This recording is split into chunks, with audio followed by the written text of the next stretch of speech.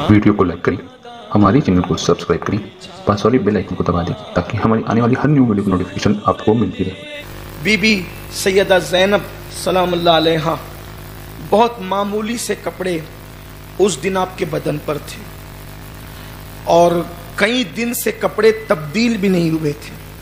भाई कपड़े कहाँ तब्दील होते, सब तो लूट ही लिया गया था, चादर तक लूट ली गई थी।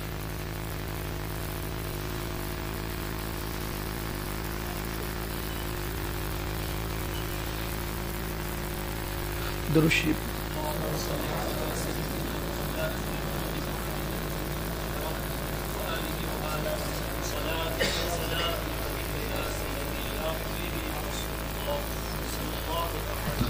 रब्बि सल्लि व सल्लिम दाइमन अबदा अला हबीबिका खैर खल्क़ि।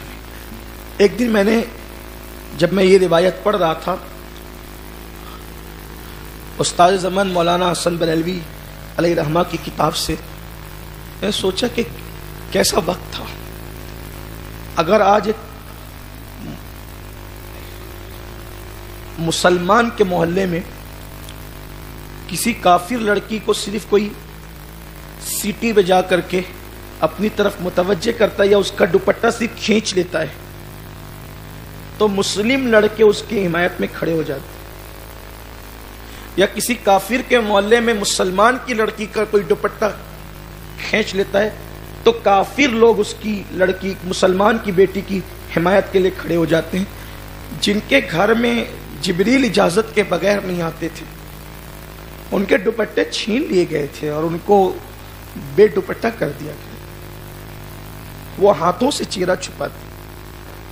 कभी खेमे की जली हुई कनातें, खेमे का जो कपड़ा होता है उसको कनात कहते हैं, तो उन कनात, जली हुई कनातों को सर पे रख लेती थी और अपना सर छुपाती थी। मुअर्रिखीन ने पता नहीं कहां तक इंसाफ किया है। बाज मुअर्रिखीन ने तो यहां तक लिखा है कि अपने बालों को आगे करके अपने चेहरे छुपाती थी। लेकिन जब कोफा के गवर्नर हाउस में इब्ने जियाद ने कहा कि इसको भी कत्ल करो, तो उस वक्त सैयदा ज़ैनब का लिबास गर्द और गुबार में अटा हुआ था, क्योंकि कई दिन से लिबास तब्दील नहीं हुआ था। चेहरा छुपाए बैठी हुई थी, उठकर खड़ी हो गई। फरमाया कि अगर इसे कत्ल करोगे ना तो इससे पहले मुझे कत्ल करो। मेरे भाई ने मुझे वसीयत की है दुनिया से जाते हुए कि मेरी अमानत को, इमाम हुसैन ने इमाम ज़ैनुल आबिदीन को अपनी अमानत का मेरे भाई ने कहा था मेरी अमानत को मदीने संभाल कर पहुंचाना ज़ैनब, उसने मुझे जिम्मा दिया है और मैं जब तक जीती रहूंगी इसको कोई कत्ल नहीं कर सकता। लिपट गई, कहा पहले मुझे कत्ल करो उसके बाद इसको कत्ल करना। बहरहाल हंसने लगा इब्ने ज़ियाद के खून के रिश्ते कैसे जोश मारते हैं। और उसके बाद फिर कई दिन तक ये लोग, और एक रिवायत के मुताबिक दूसरे ही दिन, एक रिवायत के मुताबिक कई दिन कैद में रखे गए और फिर उसके बाद ये दिमश्क रवाना हुए। जब दिमश्क रवाना हुए तो रास्ते में भी बड़े सदमे देखे। एक बदबख्त ने इमाम ज़ैनुल आबिदीन को देख करके कहा कि अच्छा हुआ इनको अल्लाह ने जलील किया और कत्ल किया और कैदी बनाया। इमाम ज़ैनुल आबिदीन ने क्या हिल्म था, क्या सब्र था। फरमाया कि क्या तूने हामीम की सूरत पढ़ी है? उसने कहा पढ़ी है। तो कहा कि उसमें ये पढ़ा है, वो आये करीमा तुमने पढ़ी है, अल्लाह तबारक व तआला जिसमें इरशाद फरमाता है इल्लल मवद्दत फिल क़ुरबा, कि मेरे कराबतदारों से, हुजूर से कहलवाएगा मेरी कराबतदारों से मोहब्बत करो। तो कहाँ पढ़ी है? तो कहा वो कौन लोग हैं? वो तो हम ही लोग, हमसे मोहब्बत का हुक्म दिया गया, तुम इस तरह के ताने की बात करते हो। ये फरका तुम वो लोग हो? कहा हाँ हम वो लोग हैं। फिर उसके बाद यजीद के दरबार में पहुंचे। दरबार क्या कहूं, उस खबीस के, पलीद के, उसके, आप समझ गए कि उसने खुद साख्ता दरबार सजा रखा था। और उसके महल की तरफ जब वो निकले तो वहाँ उसने देखा और देखने के बाद امام زین العابدین کو دیکھا، کہا کہ یہ کون ہے؟ تو آپ نے فرمایا میرا نام علی ہے۔ کہ میں نے تو سنا کہ وہ علی قتل ہو گیا کربلا میں، وہ جو 18 سال کا تھا۔ کہا وہ بھی علی تھا۔ تو کہا کہ پھر وہ چھوٹا کون تھا؟ کہا وہ بھی علی تھا۔ تو جو 6 مہینے کا تھا وہ بھی علی تھا، جو 18 سال کا تھا وہ بھی علی تھا، میں بھی علی ہوں۔ تو اس نے غصے میں کہا کہ تیرے باپ کو کوئی اور نام نہیں ملے تھے؟ تو کہا کہ میرے باپ کو نام علی سے اتنا پیار تھا، اگر اللہ انہیں 100 بیٹے دیتا تو وہ 100 کے نام علی ہی رکھ۔ یزید نے امام پاک سے کہا، حضرت امام زین العابدین سے کہا کہ کیا تو میرے بیٹے سے کشتی کرے گا؟ علامہ حسین وائز نے اس کو لکھا ہے کہ یزید نے کہا تھا کہ کیا تو کشتی کرے گا میرے بیٹے کے ساتھ؟ تو امام زین العابدین نے کہا تھا میرے ہاتھ میں بھی تلوار دے اور اس کے ہاتھ میں بھی تلوار دے، کشتی کی بات کیا کرتا ہے، ہم جنگ کریں گے تو پتہ چلے گا کہ بہادر کون ہے۔ تو پھر اس کو یہ کہنا چاہیے تھا نا کہ شیر کا بچہ بھی شیر ہوتا ہے، تو اس بدبخت نے یہ کہا کہ سانپ کا بچہ بھی سانپ ہوتا ہے۔ جب یہ جرأت دیکھی نا امام زین العابدین کی، یہ جرأت دیکھی تو کہا کہ سانپ کا بچہ بھی سانپ ہوتا ہے۔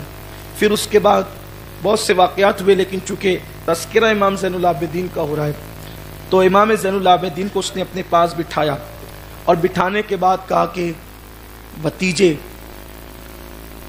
آپ کو میں چاہتا ہوں کہ واپس قافلے کے ساتھ مدینہ بھیج دوں، کیا خیال ہے آپ کا؟ امام نے فرمایا بات تمہاری ٹھیک ہے، لیکن یہ بات یاد رکھنا کہ میری 3 شرطیں مدینہ منورہ جانے سے پہلے۔ ایک کہ میرے ابا کے قاتل کو میرے حوالے کر دو، اس نے نہیں مانا، کہا نہیں یہ نہیں ہوگا۔ دوسری شرط یہ تھی کہ کل جمعہ کا خطبہ آپ کا آدمی نہیں دے گا بلکہ میں دوں گا، خطبہ جمعہ کل میں نے دینا ہے۔ اور تیسری شرط یہ تھی کہ ہمارے والد کا سر جو ہے وہ ہمیں سونپ دیا جائے، یا شہداء کے سر ہمیں دے دیے جائے، ہم اس کو دفن کر دیں گے۔ اس نے کہا یہ 2 شرطیں تو مجھے منظور ہیں، اور پہلی شرط مجھے منظور نہیں۔ اس کے بعد اگلا دن جمعے کا دن تھا، تو یزید نے کیا کیا کہ ملک شام کا جو خطیب تھا، وعدہ تو کر لیا تھا، اور دمشق کی جامع مسجد میں امام زین العابدین کا خطاب ہونے والا تھا۔ الحمدللہ میں نے اس مسجد کی زیارت کی، اس منبر کی بھی زیارت کی کہ امام زین العابدین کا خطاب ہونا تھا دمشق کی، اس کو دمشق بھی کہتے ہیں لیکن اصل وہ دمشق ہے، دمشق کی جامع مسجد میں آپ کا خطبہ ہونا تھا۔ تو جمعہ کا دن تھا، تو جمعہ کے دن جو ہے اس نے کیا کیا، یزید نے کہ اپنا خطیب جو شامی خطیب تھا اس کو بلایا، اور بلا کر کے اس کو پہلے سے منبر پہ بٹھا دیا۔ اس سے پہلے کہ امام زین العابدین تشریف لائیں یا آپ کو لایا جائے، وہ پہلے سے خطیب بٹھا دیا اس نے۔ اور بٹھانے کے بعد جو ہے جیسے آپ تشریف لائے وہ کھڑا ہوا اور اس نے اپنی بکبک شروع کی، اور بکبک کیا کی اس بدبخت نے کہ بنو امیہ کی تعریف کرنا شروع کر دی۔ دیکھیے ہم اہل سنت بنو امیہ کے جو اچھے لوگ ہیں یا جو درجہ صحابیت پہ فائز ہیں ان سے قطعاً ہم بدظن نہیں ہیں، ہم ان کا احترام کرتے ہیں، تعظیم کرتے ہیں، لیکن حکم اکثریت پہ لگتا ہے۔ بنو امیہ میں جو حکمراں گزرے ہیں نا، ان لوگوں نے کعبے کی چھت پر شراب پینے کی بات کی ہے، ان لوگوں نے اللہ کے رسول علیہ السلام کے لیے کہا ہے کہ محمد عربی نے تو نبوت کا ڈھونگ رچایا تھا، ایسے کہنے والے بدبخت بھی۔ اور اللہ کے رسول صلی اللہ علیہ وآلہ وسلم جو ہے وہ یہ فرمایا کرتے تھے کہ مجھے بنو امیہ اور بنو ثقیف سے بڑی تکلیف ہے کہ میرے بعد یہ بڑا فتنہ بپا کریں گے، میری اولاد کو بڑا نقصان پہنچائیں گے، اذیتیں پہنچائیں گے۔ اللہ کے رسول علیہ السلام نے نام لے لے کر ان کا تذکرہ فرمایا۔ تو وہ کھڑا ہوا اور اس نے بنو امیہ کی تعریف شروع کر دی، اور جب بنو امیہ کی تعریف شروع کی تو امام زین العابدین نے دیکھیں جرأت دیکھیں، یہ خاص بات آپ کو ذہن میں رکھنا چاہیے کہ اہل بیت اطہار جو مظلوم تھے نا، وہ آپ نے صرف مظلومیت کی داستان ہم سنتے رہتے ہیں، لیکن ان کی جرأت بھی تھی کہ کیسے جرأت مند تھے وہ، کیسے بہادر تھے۔ یزید کی آنکھوں میں آ کے ڈال کر کہا یزید تو نے جھوٹ بولا مجھ سے، کل تو نے مجھ سے وعدہ کیا تھا کہ جمعہ کا خطبہ آپ کو دینا ہے، اور اب تو نے اپنا خطیب کھڑا کر دیا، اب تو نے اپنا خطیب ممبر پہ کھڑا کر دیا۔ ہمارے نانا کے ممبر پر ہمیں خطبہ دینے کا حق نہیں، یہ ممبر کس کا ہے؟ ارے دنیا کے کسی بھی کونے میں ممبر ہوگا، وہ ہوگا تو ہمارے نانا کا، اور ہمیں حق نہیں ہے خطبہ دینے کا۔ تو یزید نے کہا کہ اے لڑکے کہ تم جہاں کھڑے ہو وہیں سے تم کو جو کہنا ہے کہہ لو، تمہیں ممبر نہیں دیا جائے گا۔ تو چونکہ پبلک میں سے کچھ جو وہاں کے شہر کے بڑے با اثر لوگ تھے، انہوں نے چلانا شروع کیا، ہمیں ان سے خطبہ سننا ہے، ہمیں ان سے خطبہ سننا ہے، ان سے ہم ان کا خطبہ سنیں گے۔ تو یزید نے کہا اس خوف سے کہ کہیں یہ بنو امیہ کے عیب بیان کرنے نہ لگ جائیں اور معاملہ کدھر کے کدھر نہ ہو جائے، تو اس نے کہا کہ ہم تو کہہ رہے ہیں کہ جہاں یہ ہیں وہیں سے یہ خطبہ دیں۔ لوگوں نے کہا نہیں، ان کو ممبر پہ چڑھاؤ، اور اس کے بعد پھر آپ ممبر پہ تشریف لے گئے، اور جب آپ ممبر پہ تشریف لے گئے تو آپ نے فرمایا کہ اب سنو جو آپ نے خطبہ دیا ہے۔ پہلی بات تو یہ کہا کہ ہمیں خطبے کا شوق نہیں ہے، ہمیں خطاب اور تقریروں کا شوق نہیں ہے۔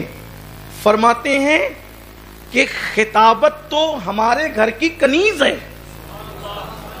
خطابت ہمارے گھر کی کنیز ہے، ہمیں شوق نہیں، وہ کنیز ہے۔ لوگ خطابت چاہتے ہیں، خطابت ہمیں چاہتی ہے، ہم کنیز ہے، وہ ہماری کنیز ہے، ہم اس پہ فخر نہیں کرتے۔ اور پھر اس کے بعد آپ نے بہت فصیحانہ، صرف 14 سال کی، 13 یا 14 سال کی عمر، بڑی فصاحت و بلاغت کے ساتھ جو خطبہ دیا ہے، اب اس کو ذرا سنیں، عربی اور اردو کے جو وہ اس کی ہم آہنگی کے ساتھ، اس کی ملاوٹ کے ساتھ، تاکہ ہم اس کو سمجھ سکیں۔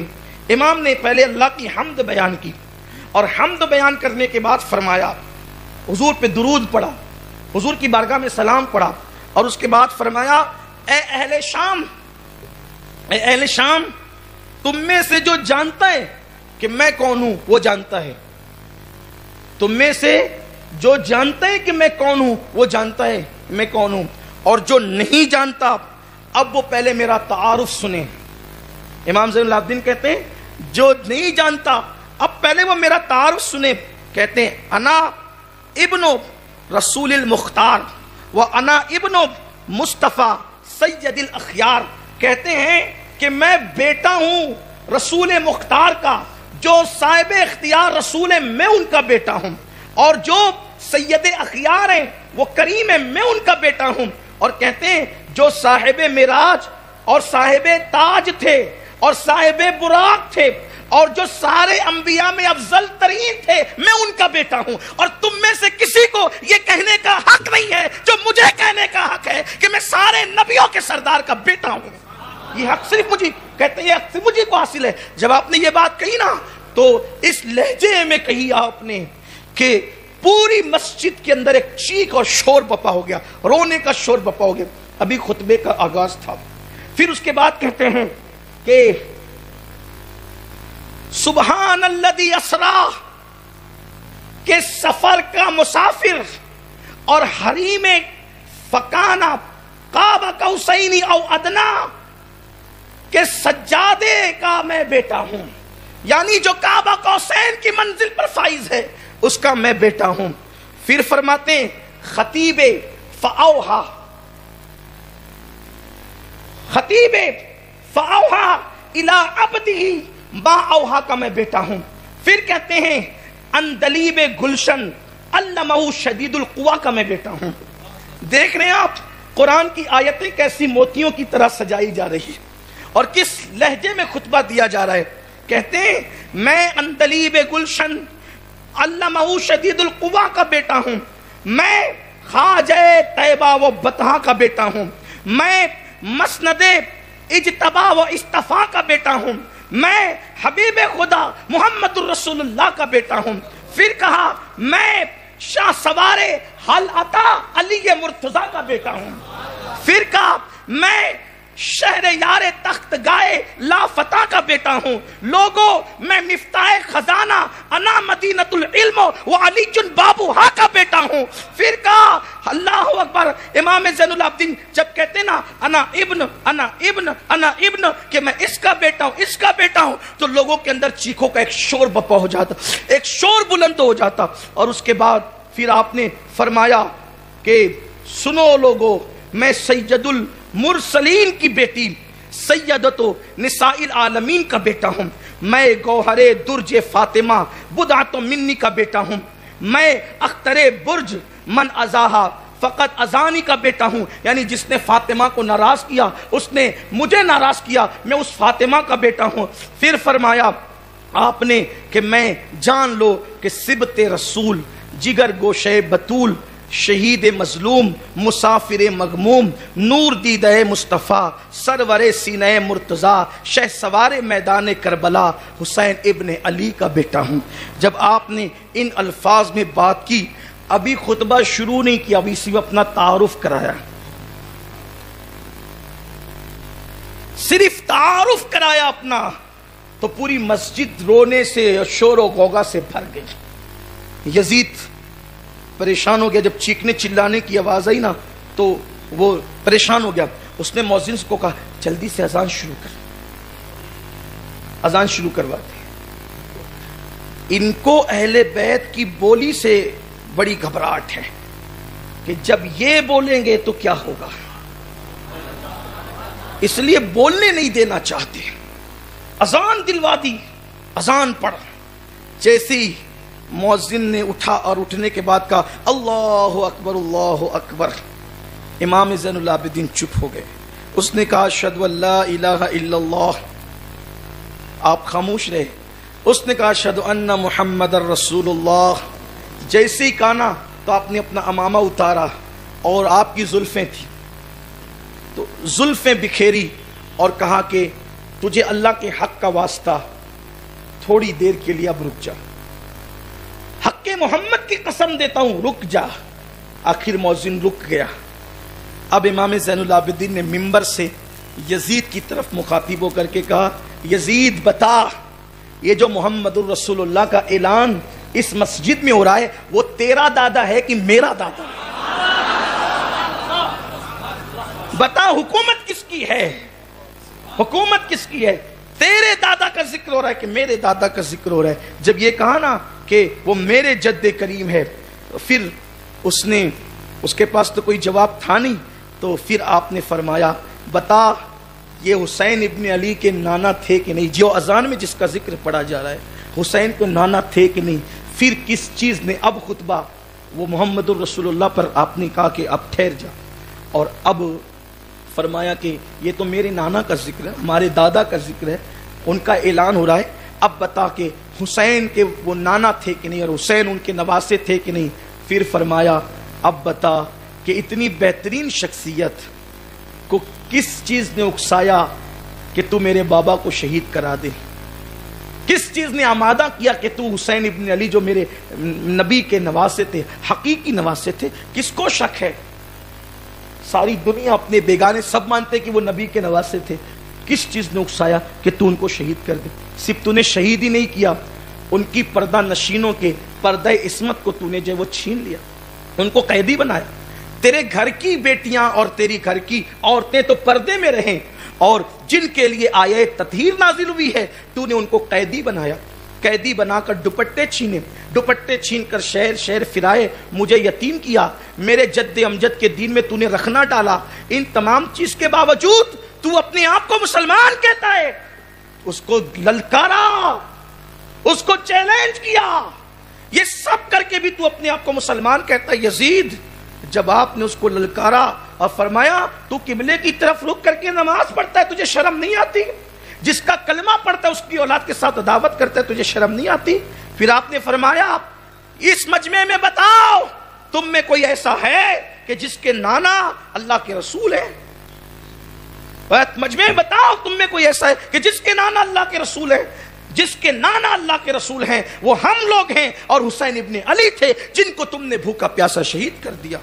جب یہ بات آپ نے کہی تو خوب چیخ پکار ہوئی اور لوگ رونے چلانے لگے، بہت سارے لوگ بے ہوش ہو گئے، بہت سارے لوگوں نے ہوش کھو دیا۔ قریب تھا کہ کہیں تلواریں نہ نکل جائیں اور معاملہ کدھر کا کدھر نہ ہو جائے۔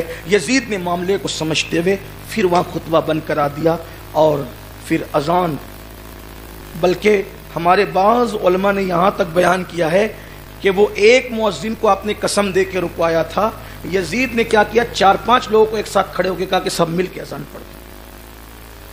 اذان سے کوئی دلچسپی تھی نہیں، لیکن وہ خطبہ زین العابدین پر تو 4-5 لوگوں کو ایک ساتھ، بلکہ یہ بھی کہا گیا کہ 4-5 لوگ ایک ساتھ مل کر کے، بھائی اتنا شور تھا مسجد کے اندر، بھائی مائک تو تھا نہیں نا اس دور میں، لیکن شور اتنا مسجد میں ہو گیا تھا کہ کان پڑی جس کو کہتے ہیں نا، آواز سنائی نہیں دیتی تھی، تو اس نے 4-5 لوگوں کا بھائی سب ایک ساتھ مل کے اذان پڑھو، کم سے کم یہ شور اور غوغا ختم ہو جائے۔ اور پھر اس کے بعد امام زین العابدین علی جدی علیہ السلام نے اذان سن کر اپنے خطبے کو موقوف کر